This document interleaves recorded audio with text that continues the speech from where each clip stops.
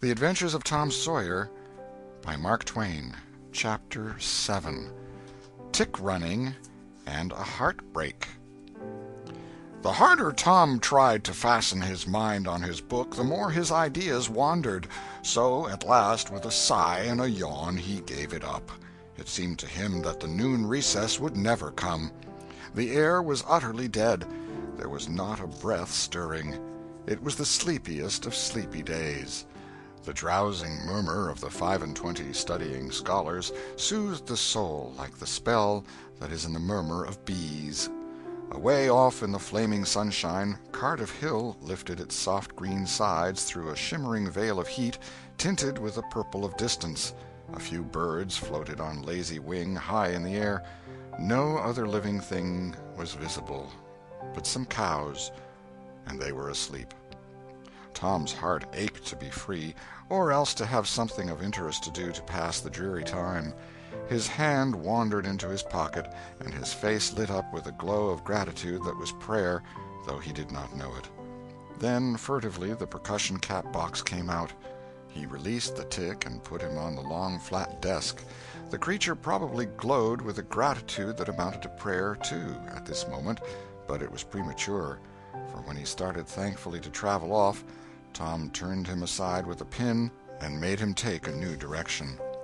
Tom's bosom friend sat next him, suffering just as Tom had been, and now he was deeply and gratefully interested in this entertainment in an instant. This bosom friend was Joe Harper. The two boys were sworn friends all the week and embattled enemies on Saturdays. Joe took a pin out of his lapel and began to assist in exercising the prisoner. The sport grew in interest momently. Soon Tom said that they were interfering with each other, and neither getting the fullest benefit of the tick. So he put Joe's slate on the desk and drew a line down the middle of it from top to bottom. "Now," said he, "as long as he is on your side, you can stir him up, and I'll let him alone. But if you let him get away and get on my side, you're to leave him alone as long as I can keep him from crossing over." "All right, go ahead. Start him up." The tick escaped from Tom presently and crossed the equator. Joe harassed him a while, and then he got away and crossed back again. This change of base occurred often.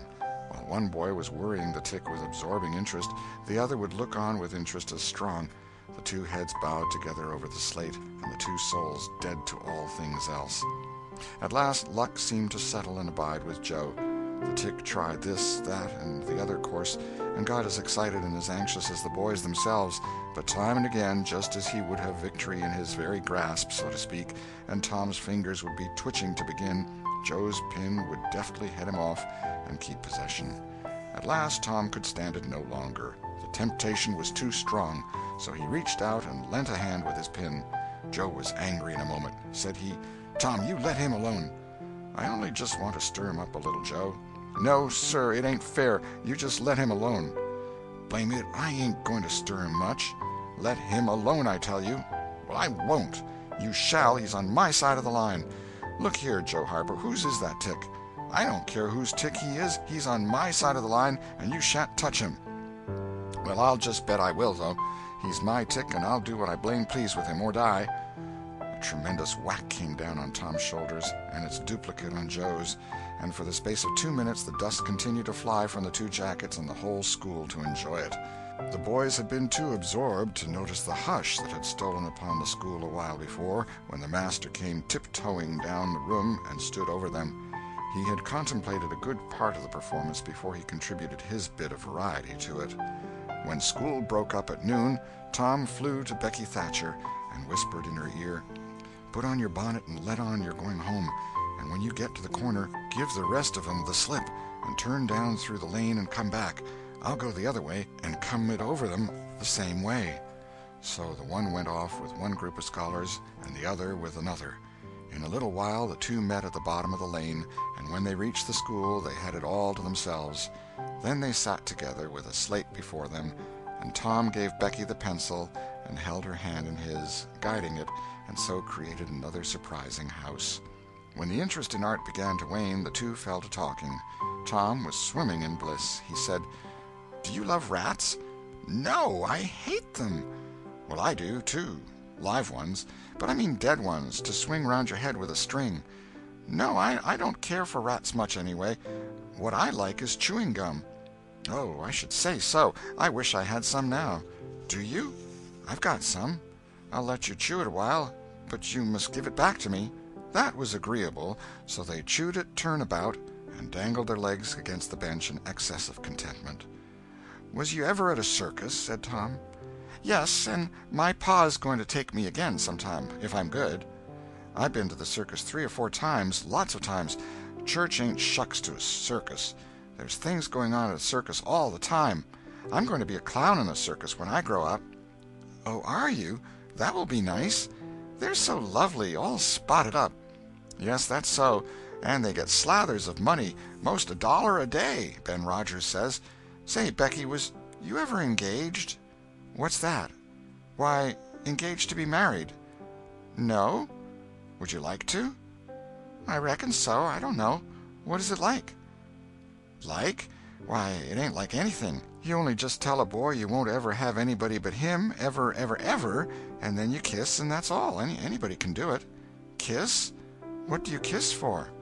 Why, that, is to... Well, they always do that. Everybody? Why, yes, everybody that's in love with each other. Do you remember what I wrote on the slate? Yes. What was it? I shan't tell you. Shall I tell you? Yes, but some other time. No, now. No, not now. Tomorrow. Oh, no, now. Please, Becky, I'll whisper it. I'll whisper it ever so easy. Becky hesitating, Tom took silence for consent, and passed his arm about her waist and whispered the tale ever so softly, with his mouth close to her ear, and then he added, Now you whisper it to me, just the same. She resisted for a while, and then said, You turn your face away so you can't see, and then I will. But you mustn't ever tell anybody, will you, Tom? Now you won't, will you? No, indeed I won't. Now, Becky. He turned his face away, and she bent timidly around till her breath stirred his curls and whispered, I love you. Then she sprang away and ran around and around the desks and benches, with Tom after her, and took refuge in a corner at last, with her little white apron to her face. Tom clasped her about her neck and pleaded, Now, Becky, it's all done, all over but the kiss. Don't you be afraid of that. It ain't anything at all. Please, Becky. And he tugged at her apron and the hands. By and by she gave up and let her hands drop. Her face, all glowing with the struggle, came up and submitted. Tom kissed the red lips and said, Now it's all done, Becky, and always after this, you ain't ever to love anybody but me, and you ain't ever to marry anybody but me. Never, never, and forever. Will you? No, I'll never love anybody but you, Tom, and I'll never marry anybody but you, and you ain't to ever marry anybody but me either. Certainly, of course. That's part of it. And always coming to school, or when we're going home, you're to walk with me, when there ain't anybody looking, and you choose me and I choose you at parties, because that's the way you do when you're engaged. It's so nice, I never heard of it before. Oh, it's ever so gay. Why, me and Amy Lawrence... The big eyes told Tom his blunder, and he stopped confused. Oh, Tom, then I ain't the first you've ever been engaged to. The child began to cry, and Tom said, Oh, don't cry, Becky. I don't care for her any more. Yes, you do, Tom. You know you do. Tom tried to put his arm about her neck, but she pushed him away and turned her face to the wall and went on crying. Tom tried again with soothing words in his mouth and was repulsed again. Then his pride was up, and he strode away and went outside. He stood about, restless and uneasy for a while, glancing at the door every now and then, hoping she would repent and come to find him, but she did not. Then he began to feel badly and fear that he was in the wrong. It was a hard struggle with him to make new advances now, but he nerved himself to it and entered. She was still standing back there in the corner, sobbing, with her face to the wall. Tom's heart smote him. He went to her and stood a moment, not knowing exactly how to proceed. Then he said hesitatingly, Becky, I don't care for anybody but you. No reply, but sobs. Becky, pleadingly, Becky, won't you say something? More sobs. Tom got out his chiefest jewel, a brass knob from the top of an andiron, and passed it around her so that she could see it, and said, Please, Becky, won't you take it?" She struck it to the floor. Then Tom marched out of the house and over the hills and far away to return to school no more that day. Presently Becky began to suspect. She ran to the door. He was not in sight. She flew around to the play yard. He was not there. Then she called, "Tom? Come back, Tom!" She listened intently, but there was no answer. She had no companions but silence and loneliness. So she sat down to cry again and upbraid herself. And by this time the scholars began to gather again, and she had to hide her griefs and still her broken heart and take up the cross of a long, dreary, aching afternoon, with none among the strangers about her to exchange sorrows with. End of Chapter 7. Chapter 8. A Pirate Bold to Be. Tom dodged hither and thither through lanes until he was well out of the track of returning scholars, and then fell into a moody jog. He crossed a small branch 2 or 3 times, because of a prevailing juvenile superstition that to cross water baffled pursuit. Half an hour later he was disappearing behind the Douglas mansion on the summit of Cardiff Hill, and the schoolhouse was hardly distinguishable away off in the valley behind him. He entered a dense wood, picked his pathless way to the center of it, and sat down on a mossy spot under a spreading oak. There was not even a zephyr stirring. The dead noonday heat had even stilled the songs of the birds. Nature lay in a trance that was broken by no sound but the occasional far-off hammering of a woodpecker, and this seemed to render the pervading silence and sense of loneliness the more profound. The boy's soul was steeped in melancholy. His feelings were in happy accord with his surroundings. He sat long with his elbows on his knees and his chin in his hands, meditating. It seemed to him that life was but a trouble at best, and he more than half envied Jimmy Hodges, so lately released. It must be very peaceful, he thought, to lie and slumber and dream forever and ever, with the wind whispering through the trees and caressing the grass and the flowers over the grave, and nothing to bother and grieve about, ever any more. If he only had a clean Sunday-school record, he could be willing to go, and be done with it all. Now, as to this girl, what had he done? Nothing. He had meant the best in the world, and been treated like a dog, like a very dog.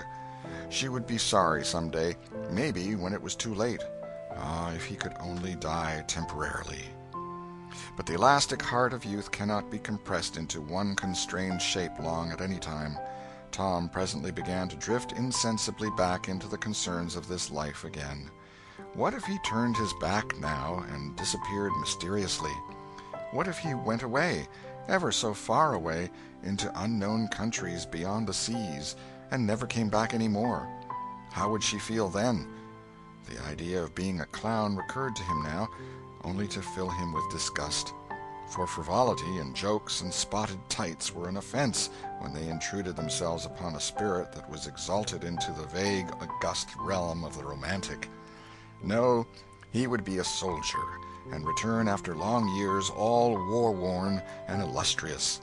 No, better still, he would join the Indians, and hunt buffaloes and go on the warpath in the mountain ranges and the trackless great plains of the far west, and away in the future come back a great chief, bristling with feathers, hideous with paint, and prance into Sunday school some drowsy summer morning with a blood-curdling war-whoop, and sear the eyeballs of all his companions with unappeasable envy. But no, there was something gaudier even than this. He would be a pirate. That was it.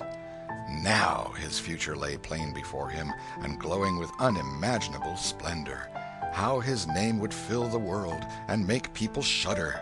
How gloriously he would go plowing the dancing seas in his long, low, black-hulled racer, the Spirit of the Storm, with his grisly flag flying at the fore. And at the zenith of his fame, how he would suddenly appear at the old village and stalk into church, brown and weather-beaten, in his black velvet doublet and trunks, his great jack-boots, his crimson sash, his belt bristling with horse pistols, his crime-rusted cutlass at his side, his slouch hat with waving plumes, his black flag unfurled, with a skull and crossbones on it, and hear, with swelling ecstasy, the whisperings, "It's Tom Sawyer the pirate, the Black Avenger of the Spanish Main." Yes, it was settled. His career was determined. He would run away from home and enter upon it. He would start the very next morning. Therefore he must now begin to get ready. He would collect his resources together. He went to a rotten log near at hand and began to dig under one end of it with his barlow knife. He soon struck wood that sounded hollow. He put his hand there and uttered this incantation impressively: "What hasn't come here, come. What's here, stay here." Then he scraped away the dirt and exposed a pine shingle. He took it up and disclosed a shapely little treasure house whose bottom and sides were of shingles. In it lay a marble. Tom's astonishment was boundless.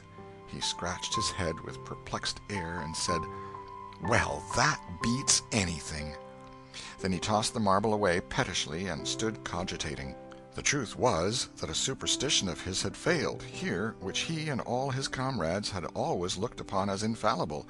If you buried a marble with certain necessary incantations and left it alone a fortnight, and then opened the place with the incantation he had just used, you would find that all the marbles you had ever lost had gathered themselves together there, meantime, no matter how widely they had been separated. But now this thing had actually and unquestionably failed. Tom's whole structure of faith was shaken to its foundations. He had many a time heard of this thing succeeding, but never of its failing before. It did not occur to him that he had tried it several times before, himself, but could never find the hiding-places afterward. He puzzled over the matter some time, and finally decided that some witch had interfered and broken the charm. He thought he would satisfy himself on that point, so he searched around till he found a small sandy spot with a little funnel-shaped depression in it. He laid himself down and put his mouth close to this depression and called, "Doodle-bug, doodle-bug, tell me what I want to know. Doodle-bug, doodle-bug, tell me what I want to know." The sand began to work, and presently a small black bug appeared for a second and then darted under again in a fright. "He doesn't tell, so it was a witch that done it. I just knowed it." He well knew the futility of trying to contend against witches, so he gave up discouraged.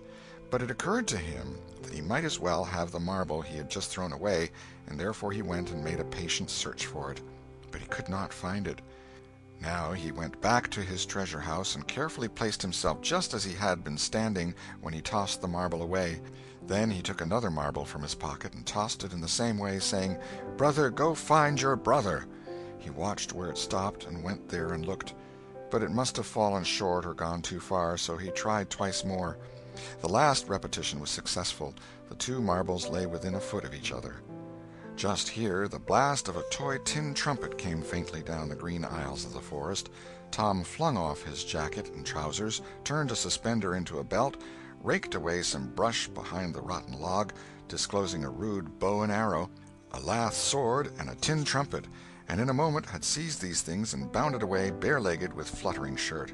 He presently halted under a great elm, blew an answering blast, and then began to tiptoe and look warily out, this way and that. He said cautiously to an imaginary company, "Hold, my merry men, keep hid till I blow."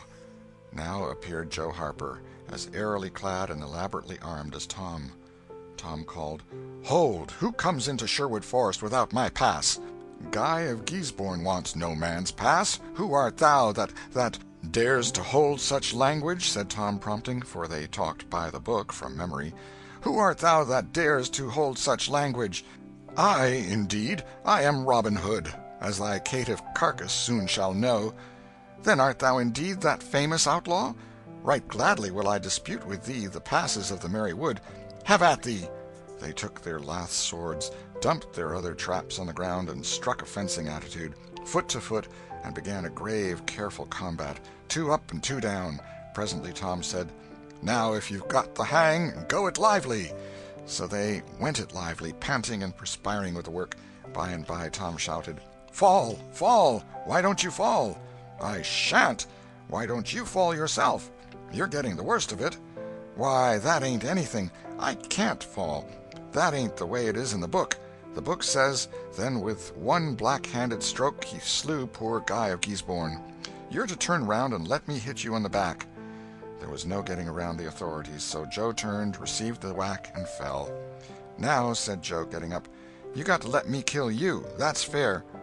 "Why, I can't do that. It ain't in the book." "Well, it's blamed mean, that's all." "Well, say, Joe, you can be Friar Tuck or Much, the miller's son, and lamb me with a quarter-staff. Or I'll be the Sheriff of Nottingham, and you be Robin Hood a little while and kill me." This was satisfactory, and so these adventures were carried out. Then Tom became Robin Hood again, and was allowed by the treacherous nun to bleed his strength away through his neglected wound. And at last Joe, representing a whole tribe of weeping outlaws, dragged him sadly forth, gave his bow into his feeble hands, and Tom said, "Where this arrow falls, there bury poor Robin Hood under the greenwood tree." Then he shot the arrow and fell back, and would have died, but he lit on a nettle and sprang up too gaily for a corpse. The boys dressed themselves, hid their accoutrements, and went off grieving that there were no outlaws any more, and wondering what modern civilization could claim to have done to compensate for their loss. They said they would rather be outlaws a year in Sherwood Forest than President of the United States forever. End of chapter 8.